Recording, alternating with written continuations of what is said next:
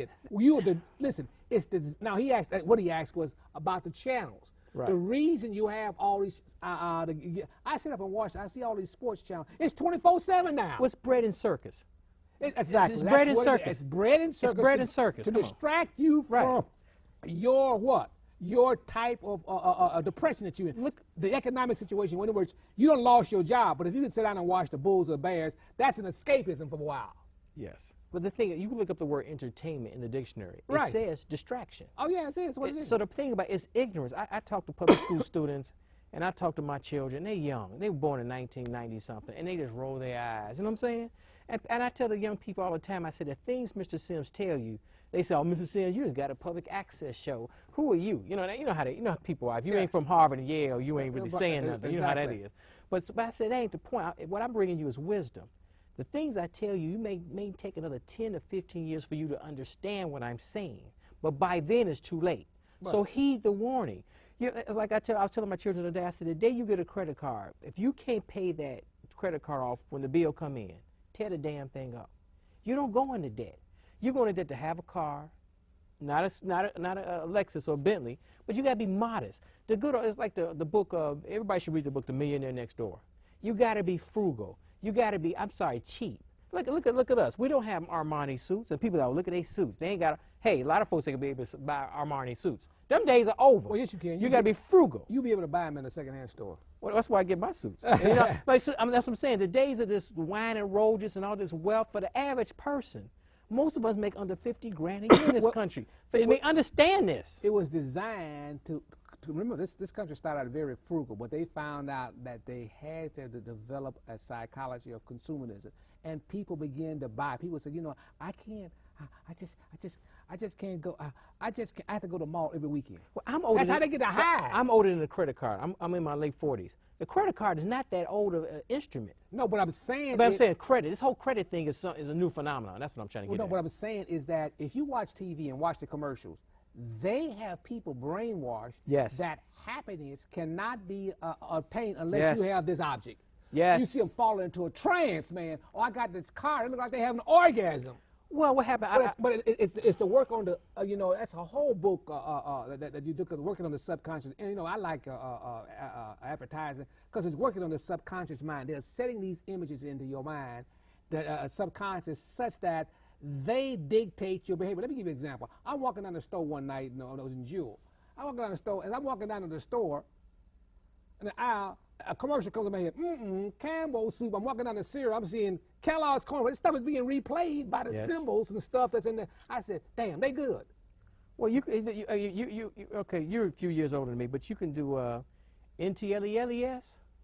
Nestle makes the very best chocolate, okay? Right. Winston takes good like a cigarette should. Now, I'm dating myself by saying that. Right. But old commercials, you can still recite that stuff. Commercial been off the air for 30 years. That's it. You know what I'm saying? So we're all programmed. That's the point. And I tell people, I said this many times, I don't invite people over my house, and the main reason I don't, one, I'm a shy person off camera, is that you come to my house, damn, you got that old carpet? Mark, your car 11 years old. And that's why I can't keep y'all out of my house, because you keep up with the Joneses make you go broke. That's why a lot of folks lose their home, because they were highly leveraged. They watched the TV. They seen that they had to have a Lexus. They had to have new furniture. They had to have all of this. Listen, my brother-in-law, his son had got married, and he was telling me how everybody showed up in their Lexus. They had these new cars. They were dancing. Yep. He said, they're doing good. I said, doing good? I said, what you mean doing good? They bought all that stuff on debt. They debt-lated. Yes. And he said, I never thought of that way. I said, listen, in America, you can get anything. Just sign your name. You know what I'm saying? That's the last time I bought my car. I bought it. No money done and signed it off, right? People say, you bought your car with no? I said, if you got good credit, yes. But the point I'm getting at is that those days are over. Oh, that's over with. Get it through your thick skull like, I got me a new Bentley, I got a Lexus, I got an Escalade, and I'm fly, I'm hip. Man, forget about it. It's over with. With all that, for most Americans, not all, but most. Well, remember, people's whole minds are being shaped and formed by Hollywood. Listen, very few Americans are literate and they read a lot. They don't read. Right. That's the first thing, and that's being bred out of them by TV and these games, and as a result, especially in the black community, it's also in the white community. It's across the board. Yeah. So then, for instance, back in the 70s, they came in with Superfly. Yeah, Superfly. All the high heels. Yeah. And then later they came back with the gangster rap. Gangster. You said these people here is just damn good. Right. They know how to move the masses. They know how to shape and mold your opinion, your taste. And they can get the conservatives to believe that Barack Obama is the bad guy. Exactly. And they believe Barack Obama is a communist. He is a Muslim. He's the bad guy. I say, man, don't fall for that stupid stuff, man. Listen, listen. The people that they don't drink the Kool-Aid. There's nothing that you can do.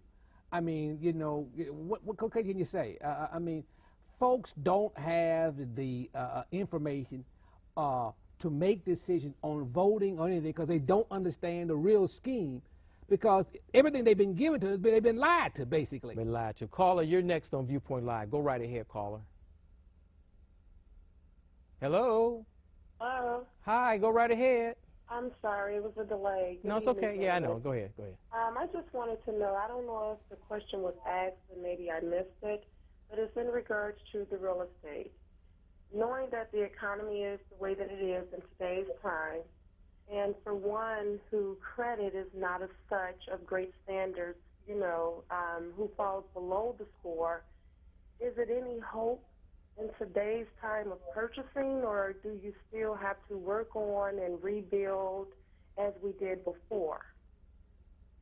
Well, Miss, I'm going to tell you, just sit and be patient. These houses, there's 19 million houses vacant. I said 19. Again, I say 19 million houses vacant across the board. From Ford City, which is all black, the bottom of it, to Wilmette and Will Necker. Don't make it across the board.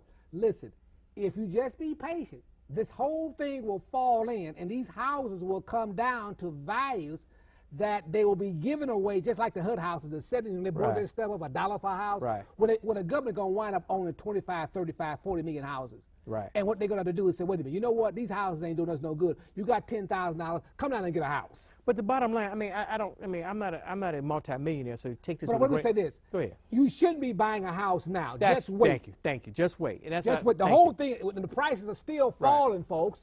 The only way you buy a house is that if it's a $250,000 house and they're giving you for $50,000, you take it. Depending on the neighborhood, of course. You know what I'm saying? Right. But if it's a tremendous value, they say this house is a $500,000 house, we're gonna give it you for $200,000. You qualify.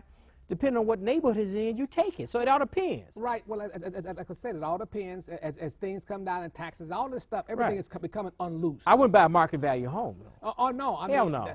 Listen. Market value, forget about it. Most sales are taking place on short sales. That's right. Short sales basically are where people sell a house under the value of the house. In other words, the house is upside down. I had a friend call me. He told me that this lady had a house that was $1.2 million. She wound up selling the house short sale for $500,000. The bank agreed. They just want to get rid of the house. $700,000 less than what it was going for a while back. It was the original price back at the peak. $700,000 price cut. Right. Amazing.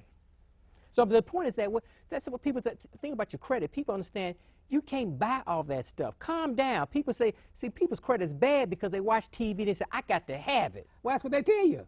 That's why your credit's messed up. That's not, well, the whole Calm point, down. Well, the whole point is listen, that thing is so seductive. I study commercials, and I say Madison Avenue, they're good. And they understand the mind and how it operates. You can sit there and watch, I watch the food commercials. They have a big McD or a big Burger King. Mm-hmm. I said, you know what?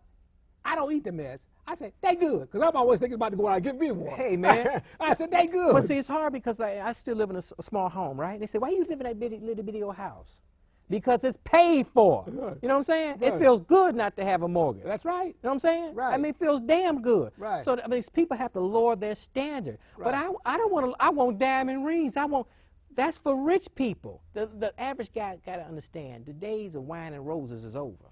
Well, you know, remember they have the middle class trying to live like the Queen of England, and they want to, should I say, that's the image that they put forth. Because remember, condos were for wealthy in the 20s that had 4 or 5 owners. They said, okay, you can't make no money, we'll sell it to the middle class. They had their own ships that they used to go out. That used to be wealthy people travel. Mm-hmm. But now they made a Carnival makes it, anybody get on the ship now. Mm-hmm. I mean, and cruise around the world. Mm-hmm. So I mean, the point is that they have seduced the middle class into trying to be like the rich and famous. So wait a minute, you've been suckered, and most of them wind up going broke. And see, people talk about the middle class is being destroyed. That's a relatively new phenomenon in the past 40 years after the Second World War. Exactly. Talk to anybody who remembers America before the Second, or right after the Second World War. Different America. Well, the show's over. Yeah. Come on, Dr. Warren, give your phone number before we leave. Your phone number. 773-509-8124. That's 773-509-8124. Thank you, and hope to see you on Plim or on YouTube. We on the computer. Go see Dr. Warren on the computer. They play the music, the show is over. Right. Penny's in the back room with the control doing this, and Right. and Bill Kadowski. Hey everybody, we're on the computer. Type in Mark Sims. Type in Dr. Warren. We're on the computer, everybody. See you soon. Take care. Great.